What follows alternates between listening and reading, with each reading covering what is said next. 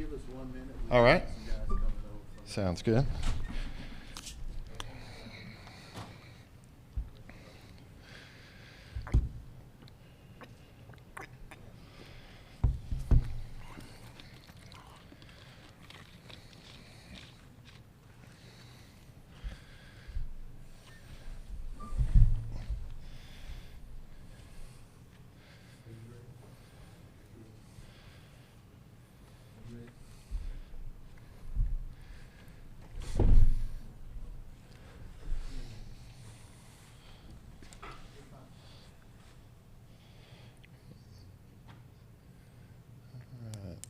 Scotty, you just give us a signal when you're ready. Absolutely. Everybody's ready to go. All right. Good afternoon, everybody. Welcome to the 88th Goodyear Cotton Bowl Classic. Today's breakout news conference features Ohio State Defensive Coordinator Jim Knowles and student athletes. Across the hall, we will have Steele Chambers, Ty Hamilton, and Jack Sawyer. A little bit later on, we'll have Denzel Burke and Josh Proctor. So if you are wanting student athletes, they will be across the hall. We'll spend some time here with Coach Knowles. Coach, before we go to questions, I just mentioned these players. Let me read them out again, and if you would give a brief comment on each of them and what they've contributed to the team. We'll start with cornerback Denzel Burke. Denzel's really upgraded his game this year. I think he's becoming an elite corner, a guy who can really match up against anyone. He's playing more aggressively. He's playing with a lot of confidence. I think he's made tremendous strides since last season. Coach linebacker Steele Chambers. Steele's gotten better every day since I've been here. You know, when I came here, he had just moved from running back, and he's got great athleticism. You know, he's learned the game. He's learned the defense. He's playing fast. He's become more physical. I think he's just grown a lot in 2 years. Up front, defensive tackle Ty Hamilton. Ty's, you know, he's a force inside. You have to have defensive tackles who control the line of scrimmage, and Ty's a guy who does that. And he also makes plays. I mean, he and Tyleek and Mike Hall, those guys, the reason we have done well is because our defensive tackles are actually making tackles. And I think when you see those guys make plays, it changes things.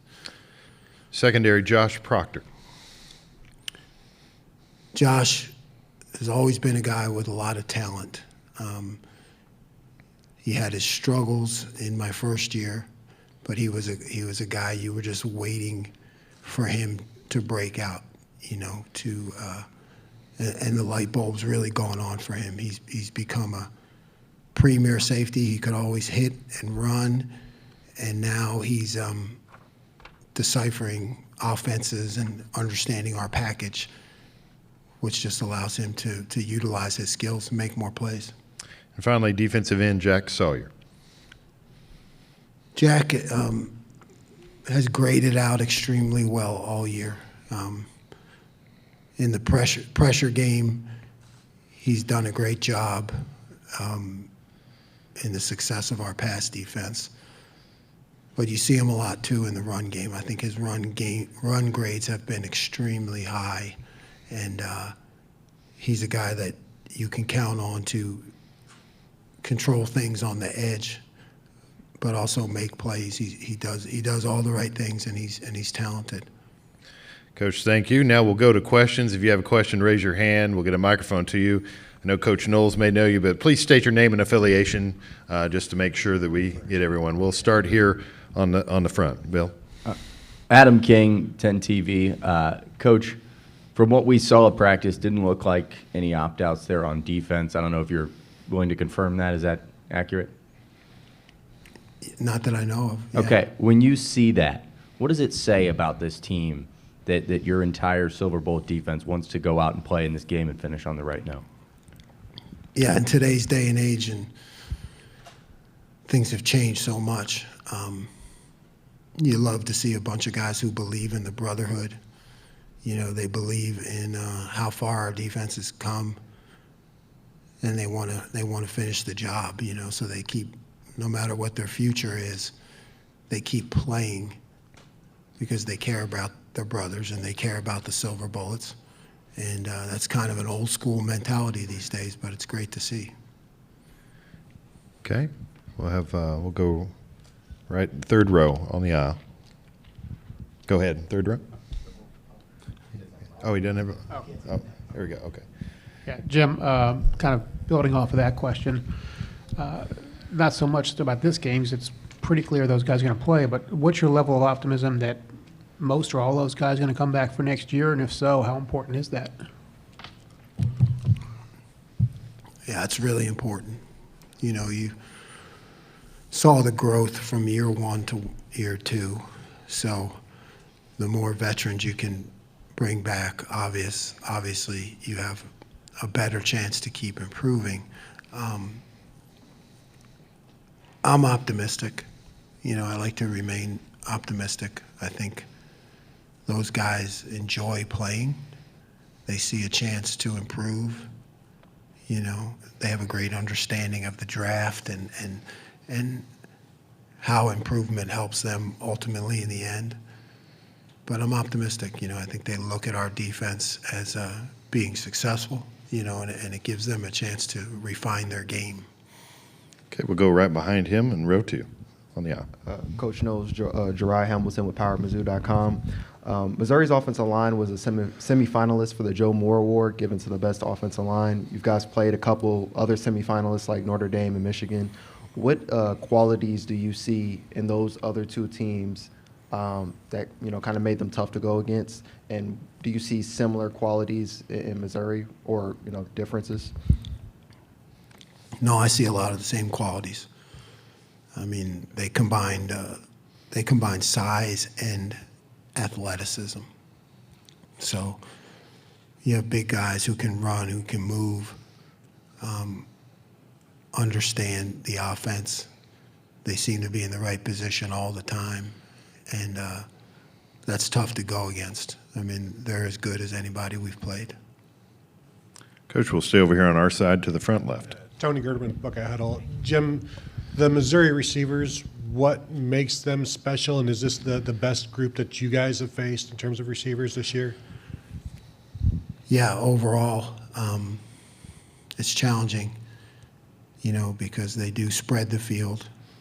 I think they create openings for their receivers and mismatches. There's a lot of motions. There's a lot of shifts, you know, so they do a great job of getting those guys free. I think that's really a big thing. They're really good, but their offense is structured to get them free through movements and shifts.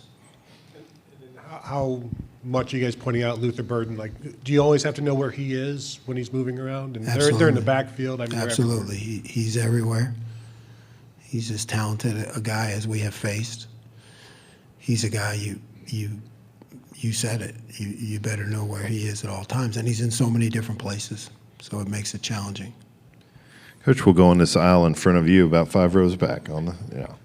Jim, bowl season's such a good time for younger guys to get more reps and get more practice. Did you see what you needed to see from the 2s and the 3s over the last month to let you know that the future of the defense is in good hands? Yes, and it is. It's like another spring practice. So you get those guys. You know, I look at C.J. Hicks and Gabe Powers and Arvell at the linebacker spot, you know, where somebody's going to have to step up, you know, and I see all those guys improving a lot, you know, towards the end of the season and into this bowl practice. I think that's the position where we've made a lot of strides. Okay, we'll go back over here, right, same row. Jim, to follow up on the linebacker situation there, when Cody made his decision, what does that mean for you? Did that come as any surprise for building that group for next year? What was the reaction there with Cody? It was joy, I guess. I rarely smile, but Cody is that kind of guy. I mean, he represents everything that we do here, and he's got a great understanding of the game.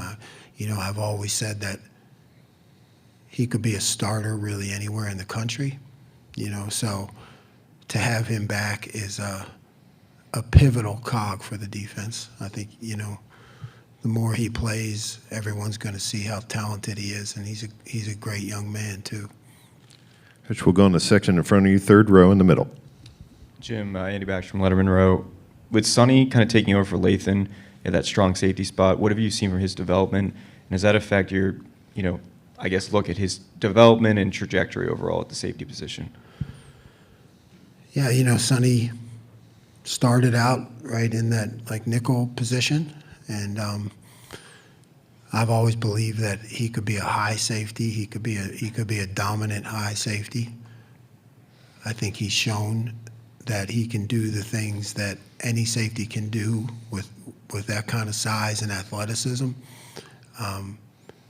It gives us a lot of options, because he's played to the field in that nickel position.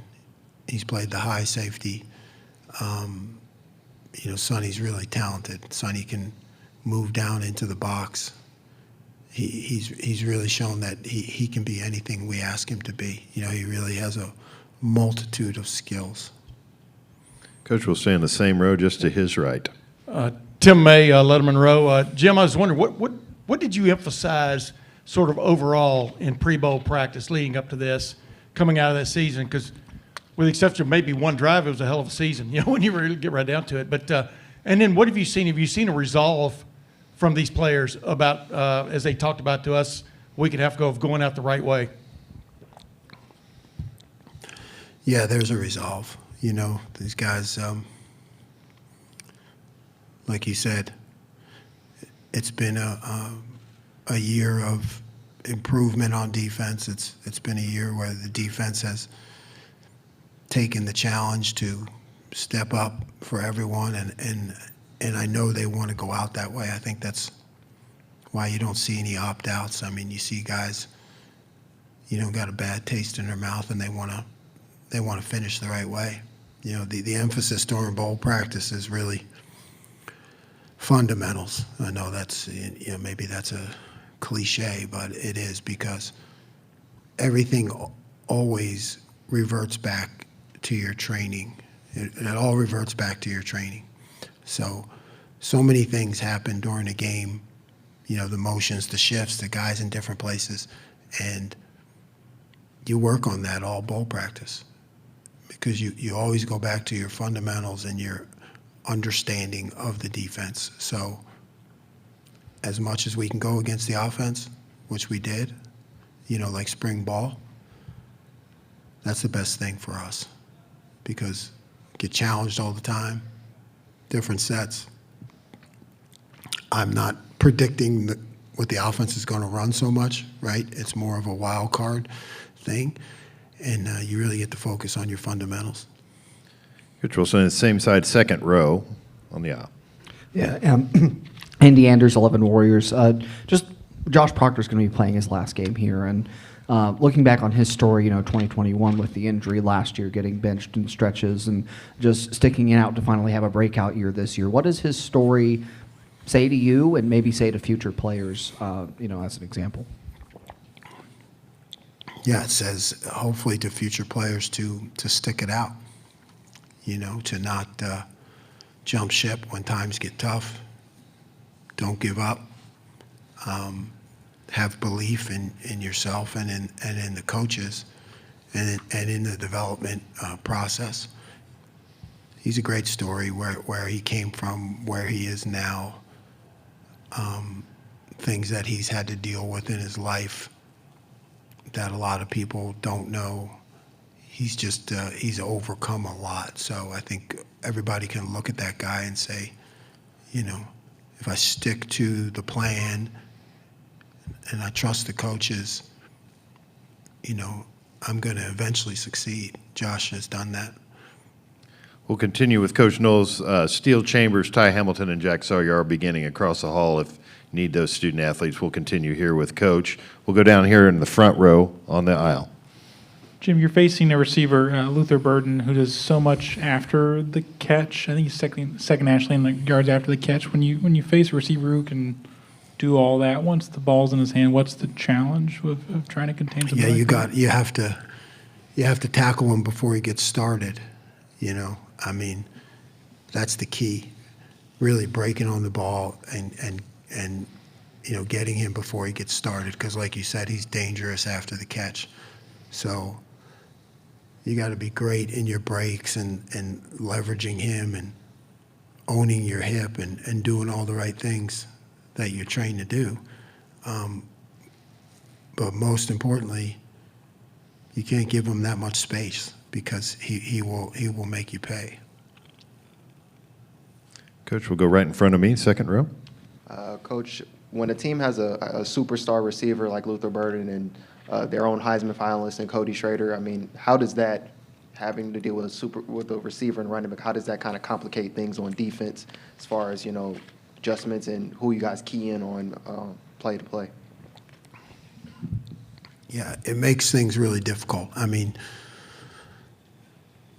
great runner, downhill, hits the hole fast, you know, can make you pay. So you better be sure in that first.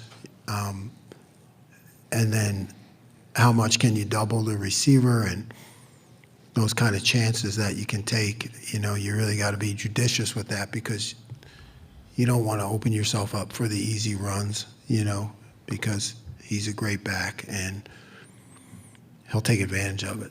So, you know, it's just a constant game of back and forth, because you can't really focus in one area.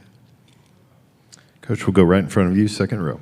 Hey, Jim. Bill Landis from the podcast. We heard your name come up in the Duke coaching search. And I think when you came here from Oklahoma State, a lot of us were sort of unsure of if you'd ever want to become a head coach again.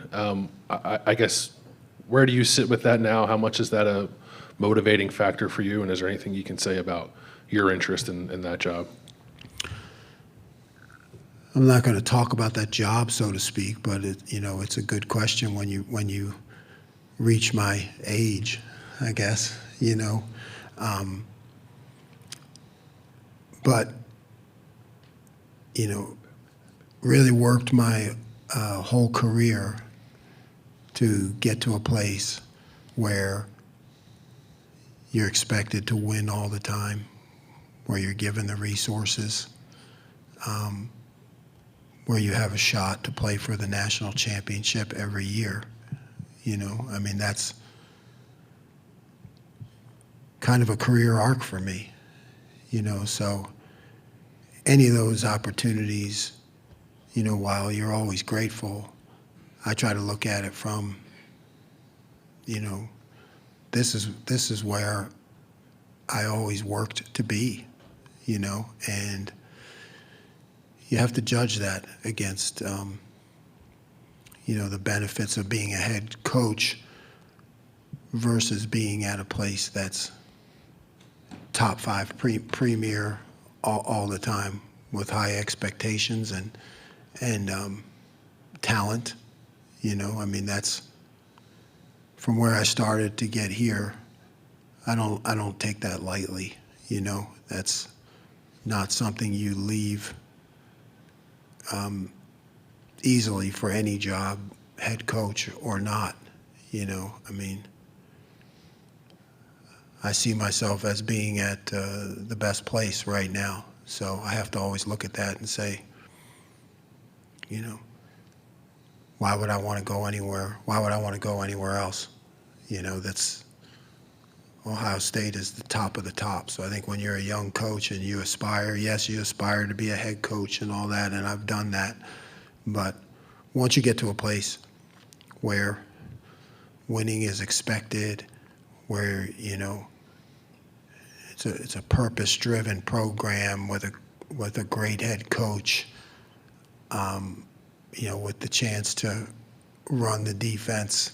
I mean, I couldn't have imagined anything better when I was a young coach, you know. So you look at all those things and all those opportunities, but I really appreciate where I'm at. Coach, we'll go over here in front of me, front row. Jim, we haven't talked to you since signing day. Just wanted to get your thoughts on your three corners and your two linebackers specifically. Yeah, I think the corners are premier talents. I really do. You know, I think that we've come a long way in the secondary in 2 years, and I think these guys even help raise our level. You know, I think they'll come in right away and push everyone, kind of like Davison did. I mean, Davison made us better, you know. He ended up starting, but just when he arrived on campus, he made us better because he pushed everybody else. He challenged everybody else. And I think that's what those young corners will do. I mean, they're really talented, and it's going to help us keep growing, keep competing. And then the two linebackers, you know, I just think they're as tough as they come, you know, in terms of being silver bullets.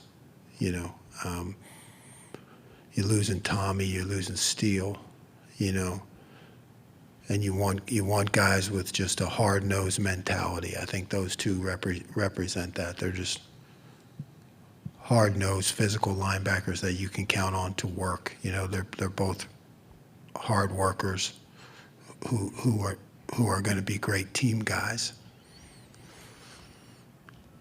Okay, we'll go straight in front of you, Coach.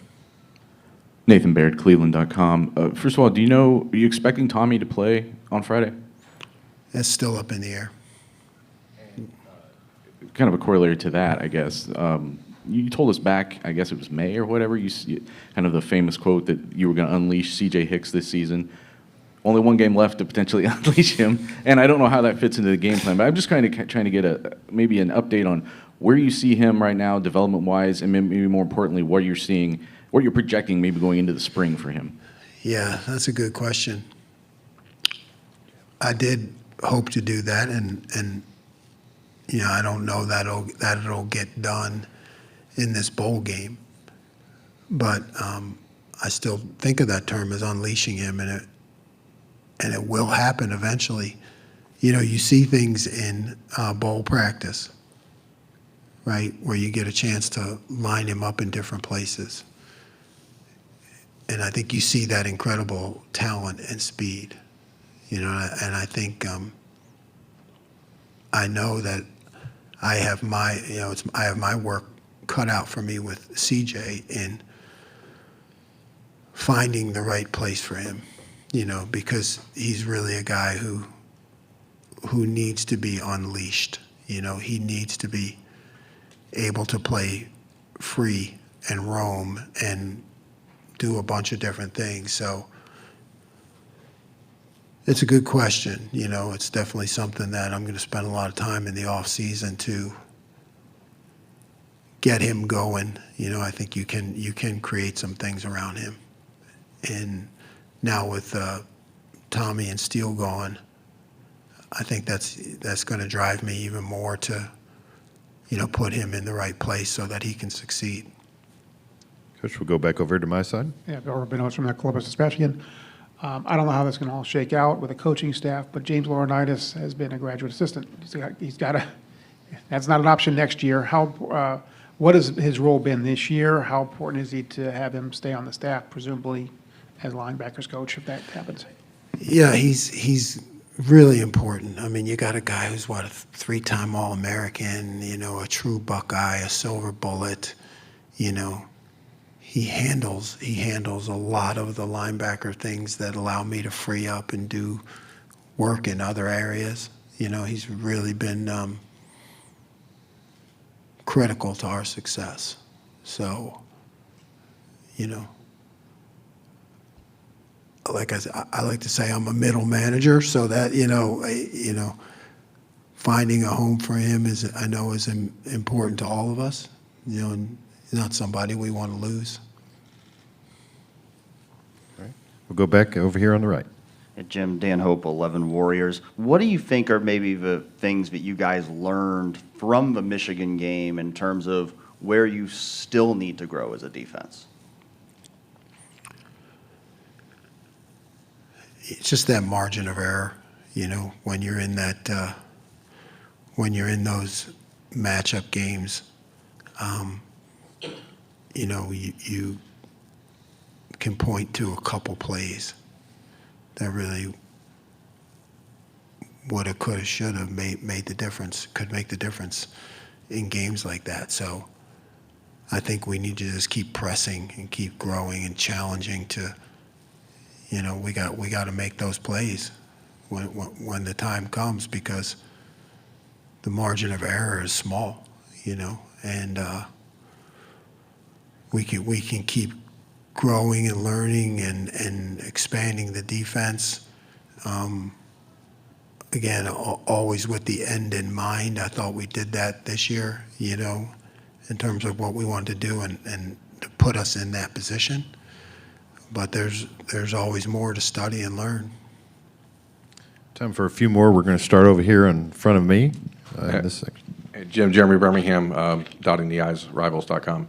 You mentioned finding a spot for CJ. Is there a world where that isn't at linebacker, where you can see him playing maybe more of a rush end? Is that why that conversation's so challenging? Yeah, I think yes. I think all the options have to be open.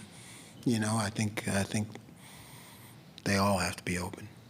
He's talented. I need to find the right place. With a lot of the guys who haven't made NFL decisions yet, there's the back end of that, which is there's a lot of guys that are waiting to play. You have potentially Tyleek and these guys making lifetime decisions, but Hero and Caden McDonald and Jason Moore and the defensive ends are all waiting to figure out, hey, where's my spot? How much conversation do you have with those guys about, if it's not right now, it might not be next year either, but we still need you? How does that work internally? Yeah, all the time. I think you're just always selling the culture and the development, particularly up front with Coach Johnson, and how when their time comes, they're being developed and groomed and getting prepared for that, and they can see the success of everything he's done with the guys who've gone before them. So it's definitely a culture thing. You play off the previous successes you've had, and getting guys to stay around and wait their turn is a lot more difficult these days than it used to be. But I think they can see that when their time comes, they're going to have success because they've been developed. We've developed guys. We'll take two final questions. We'll start here on the second row. Jim, you talked in the offseason about still wanting to keep that package with the float player up front part of the deal. I don't know how often, if ever, you guys really got to it this year. So I guess I'll re-ask again, what is the vision for that moving forward? And is any part of it that this program has recruited to a traditional 4-down front for so long that maybe you had to almost cycle out of that before you could really lean into some of the stuff that felt like more like your base defense at Oklahoma State? Yeah, absolutely. I think, my job is to make sure that we succeed with the players that we have and do what they do best. And, we have been more of a traditional 4-down, and, we got better, and we were doing well all year. So, that package was always there, but like I've always talked to you guys about, it's like, don't screw up a good thing, make sure that we're winning and what's the best thing for us to win, and when you're doing well and you're constantly making progress and things are going well, you want to keep growing with that. But we've been a traditional 4-down, and Coach Johnson's done a great job with that. So it's up to me, as you said, to play with the guys that we have, do what they do best, build that stuff in, but use it to win games, use it to win games, not just because I like it. I think you go into next, we'll look at it again. You look at it in the off season, who you have, what they do best, and you make those decisions about how much you're going to invest in those kind of things based off your study, and really about the players that you have, what they do best. Okay, we'll take one final one here to the right. Jim, I know you said you're optimistic about the number of people coming back next year, but it's specifically at linebacker, losing Tommy and Steele, Reed went in the portal. Do you feel like you have to add someone transfer-wise at that position just to bolster numbers and depth, and do you anticipate that happening here in the before this spring semester? Yeah, I don't think we have to. I mean, I think when you're at Ohio State, you got to be really judicious with what you do. So we're always looking, but there's a fit here that's necessary. You're not making massive changes because we are a premier program and now we're a premier defense. So you have to always look at the balance, like the balance at every position and how a transfer affects that, the culture. I mean, everything's got to fit right. So we're always looking. I don't think we have to, but if you find the right guy in this day and age, you got to be ready to move. As it fits talent wise, but he's got to fit culture wise too. So we're real. We've developed guys, and they're ready to play. So, you got to trust that development process and give them their shot. Coach, thanks for joining us today. Thank you. A reminder that players are across the hall. Steele Chambers, Ty Hamilton, and Jack Sawyer, Denzel Burke, and Josh Proctor will be there shortly. A transcript of this conference, along with video and